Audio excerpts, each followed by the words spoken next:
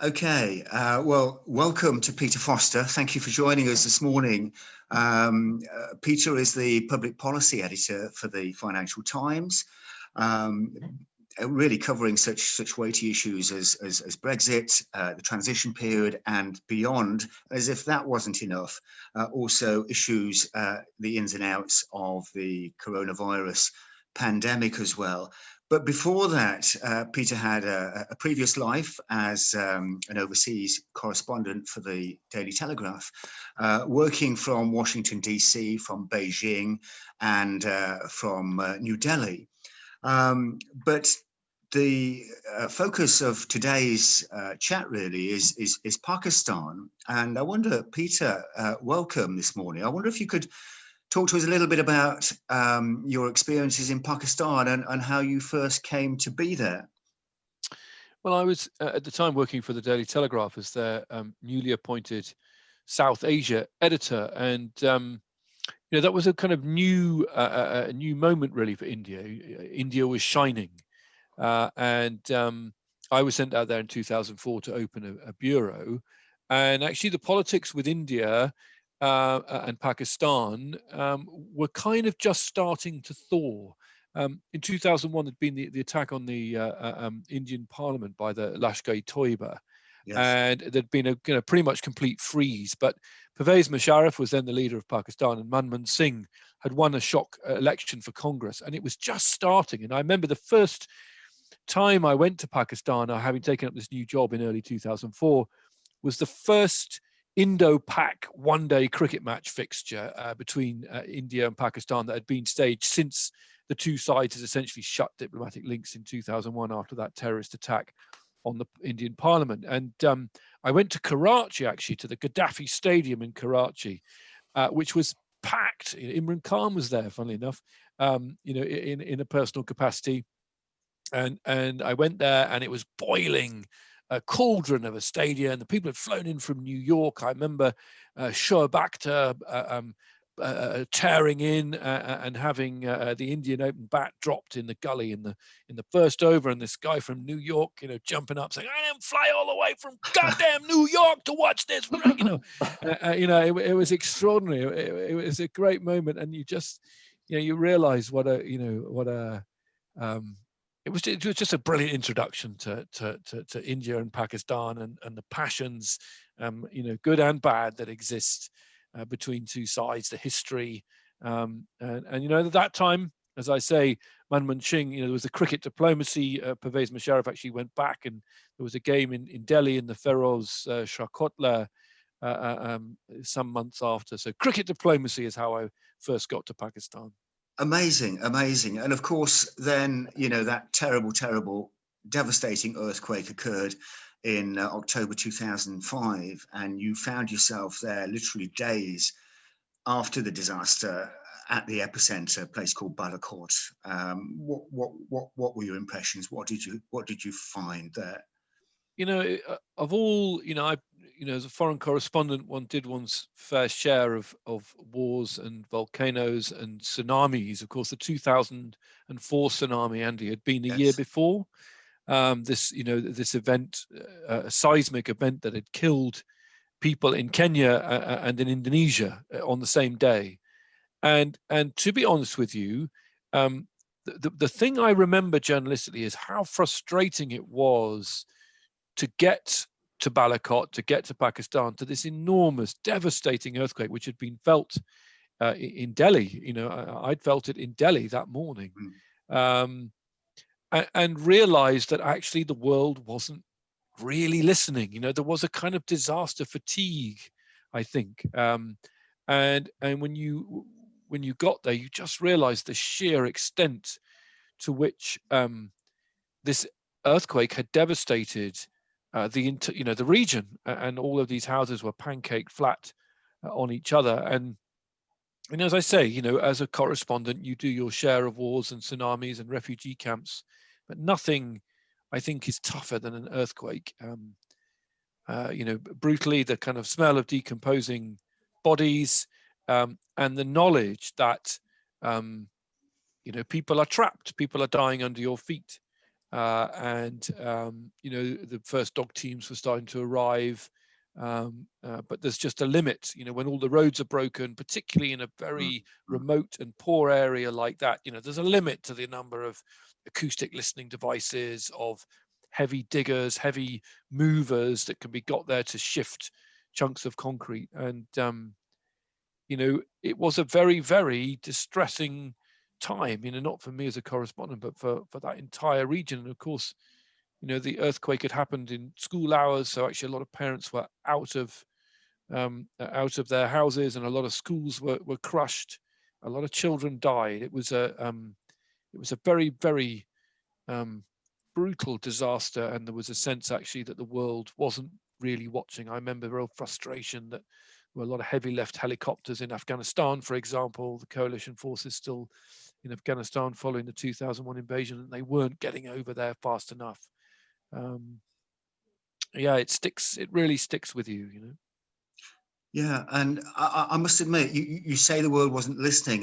Rather strangely, I did actually come across one of your very powerful contemporary reports from Balakot, and the reason we connected was when I came to write the book. I remembered reading your report at the time, which was partly motivational for me in actually heading out to Pakistan myself to support the response, the earthquake response.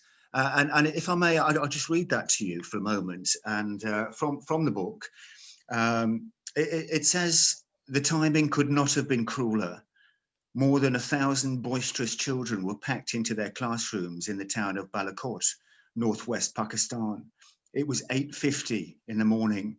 Then the walls began to shake and there was no time to escape. The men were in the fields, the women were at home, but the children of Balakot were crushed to death in their hundreds. And then it goes on to say that just the previous day, Balakot was a small picturesque town perched on a hillside above the river Kunar at the mouth of the Kagan Valley, once famed as an idyllic tourist destination. Yesterday afternoon, bodies lay stinking in the street, covered only with flimsy shawls, as survivors spent their energy on those still with a chance, scrabbling with crowbars and shovels to reach children entombed in layers of mangled steel and concrete. I mean, that's very powerful. That's very powerful indeed. And I can well imagine why that stays with you. And I have to say my time in Pakistan also stayed with me and has done these last, well, it's 15 years now, can you believe it? Which is why, you know, I was so happy to finally write the novel. But I wonder, I mean, your thoughts since then. I mean, you've mentioned you're not really in touch with events as they're happening in Pakistan now, but Pakistan is a very, I mean, for example, I went out to Pakistan rather strangely, completely naive. I didn't really know anything about Pakistan, and yet I felt drawn to it to do something useful. When having read about this incredible, you know, devastating event 4,000 miles away from the UK, in which 80,000 people died. 3.5 million were left homeless in the Himalayas, essentially, and the winter was moving in. And all that occurred in less than 30 seconds, the quake itself. And, you know, it's just almost beyond comprehension, really. And again, it affected me very profoundly. But you know, I think you have to be there, really, you know, and it's interesting, you know, I mentioned at the beginning the state of Indo-Pakistan relations, but one of the things I remember is that not only with frustration that the coalition Western forces were not deploying more helicopters out of Afghanistan to help with the lift, because the roads were cut. And in fact, you know, I flew up with in a Pakistan-flown Russian Hind helicopter to some of the higher reaches because you couldn't get up there via road, and you would fly in and look down on the village, and the dying and the injured would be laid out on doors, on anything they could find as a structure to use as a stretcher, and the helicopter would land, and you know, the soldiers would have to get off the helicopter literally to defend it from the crush of people. and they were allowed to put one injured person on the helicopter with one person, and people were putting children on without adults, anyone to get them off. And you'd fly back the next day, and some of the people who'd been lying on doors were covered over because they died overnight. And there was real frustration, and a lot of the medical attention, the medical facilities were really very basic at the start. And one of the reasons I was told was because under Pakistan military protocols, they wouldn't deploy some of their own mobile army surgical units because they were still, waiting in case India invaded. Which just seemed so, completely bonkers. But the rules are the rules, and that it just showed you actually, where the politics still was at the time. It was also Ramadan at that point. One of the funny things I remember is, and so when I learned about Ramadan, where, if you're working or like saving lives, etc., right, you don't have to fast, but you do have to give the day back another time, which nobody wants to do, because fasting is one thing, but fasting when everyone else is able to smoke and drink tea and all the rest of it is absolute torture. And so, I remember, with sort of working with drivers and translators, saying to them, you've got, because by 4 o'clock in the afternoon, before sundown, everyone was going mad from dehydration and exhaustion, etc. Having kind of stand up rows with people, saying, look, you've got to eat something. You're going to have to pay the day back another day, because you're going to crash this car the way you're going at the moment. Because everyone was under huge amounts of stress, but it was. It was more basic than you'd wanted to be. And I also, you probably remember, Andy, but the original UN call for aid was not met. The original responses were very, very, very, very poor. And some of the things I remember writing were, explicitly aimed at trying to kind of shake people out of their complacency, that this was not a tsunami level event, but absolutely devastating for that region. Well, some of the frustrations you describe, I mean, we also felt from the aid agency perspective. And I mean, the access was difficult anyway, because all the roads were gone, all the bridges were collapsed, and it was just very, very difficult to access some of these remote communities. And I was attached to World Vision, a big international NGO at the time, and there were communities that still sort of 8 to 12 weeks on still hadn't been reached, and had been just left to kind of somehow survive. And which is actually a story that I was actually specifically offered to cover, in that small isolated tribal region. But yeah, massive frustrations, and the casualty toll was so incredibly high, and they are still to this day. There are still hospitals, schools, public buildings that have not been rebuilt. 15 years on, but it's also interesting that you mentioned the sort of tensions between India and Pakistan at that time. There doesn't seem to have been an awful lot of progress made in those relations, and it's a very volatile part of the world, isn't it? And of course, strategically very important for the West, I guess, as well, with its proximity to Afghanistan and Iran, and of course, India and Pakistan, two nuclear powers. But indeed, Bill Clinton, didn't he, famously said it was the most dangerous place in the world when he was president in the 90s. But Pakistan, it's interesting, isn't it? The whole, two nuclear powers. But you wonder whether actually, the fact that Pakistan is very clear that, it couldn't defend itself except by using nuclear weapons is actually what keeps some of these border conflagrations that we've seen, just recently up in Kashmir from actually spilling out into the kind of wars that we saw, since independence, with far too great a frequency. Pakistan is it's an interesting place right now, isn't it? Increasingly, part of the great game between India and China too. Where I moved on to, and we'll interesting to see whether the Biden presidency, what that does to American relationships with Pakistan as well. Pakistan has always been, it is sort of piggy in the middle. And I think, the Modi presidency of India, of course, again, puts in sharper relief, the religious divide as well. Yes, it's a difficult part of the world. Peter, can I ask you a question? We try to do here at the Dot Media Centre that combination of people reading, like, the factual news, the reports and stuff, and then we've got like maps and magazines, and then like, and Andy's book fits perfectly into the Pakistan section here. And you say here as well about the thing with natural disasters, they don't normally happen to people, they happen on the telly to other people. And then you've said about here this mixing together of fact and fiction, because obviously Andy references your report, but then it kind of weaves a narrative which kind of takes people there. Do you think that's a good way of being able to get people to be more empathetic when it comes to other people, other things? Or do you think that, with disaster fatigue, as you mentioned earlier, we're at the point now where we're never really going to get to the point where we're supporting people in it? I think, actually, people have shown over the years amazing compassion, given all, that most people are, busy paying the mortgage and sorting out their own first world problems, and,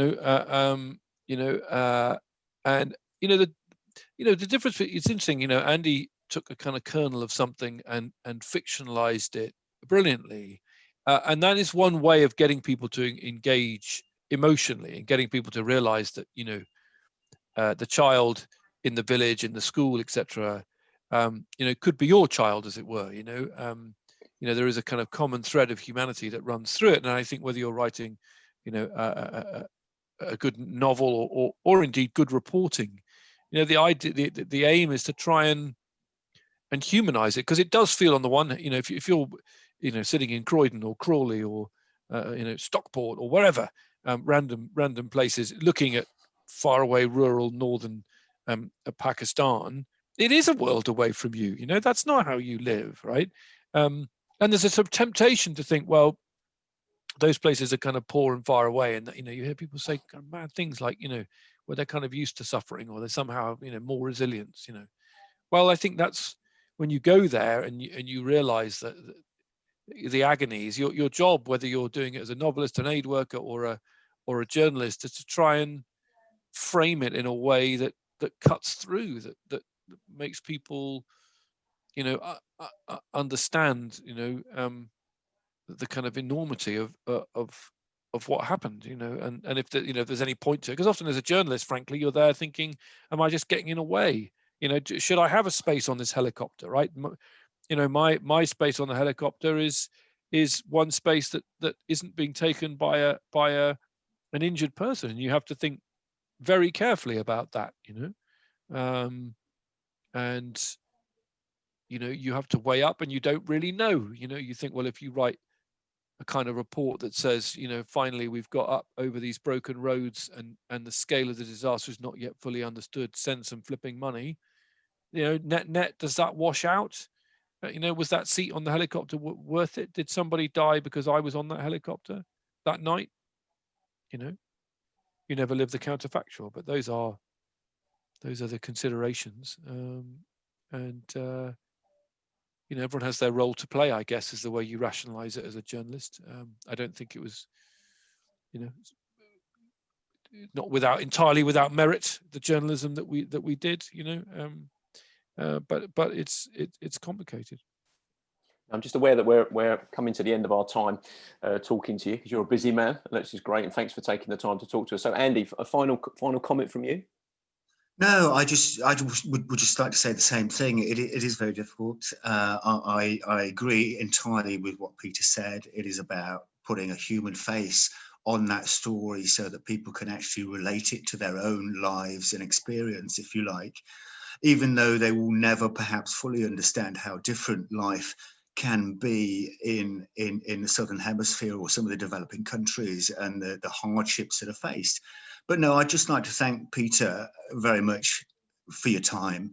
You know, it's absolutely wonderful. Your story did carry weight. It certainly took me to Pakistan, and you know, I ended up writing the book from my experience. So I thank you, Peter. You know, carry on the good work. You know, with the ins and outs of government, and really making people understand some of the big issues that we're facing. So thank you very, very much. My pleasure, and right back at you, Andy. You know, 15 years on, and you're still, you know, committed and bringing it all to life. The book's tremendous, and I recommend it heartily to all your listeners. It's a great piece of work. Thank you, Peter. Well, it's a strange thing, you know, 15 years on, I still sometimes often think about that time in the mountains of Pakistan. And so for me, writing the novel was to lay some ghosts as well and to put that story out there. But thanks ever so much. It's been a pleasure to actually finally meet you face to face. You know, you take care of yourself, and thank you so much. Thanks, Peter.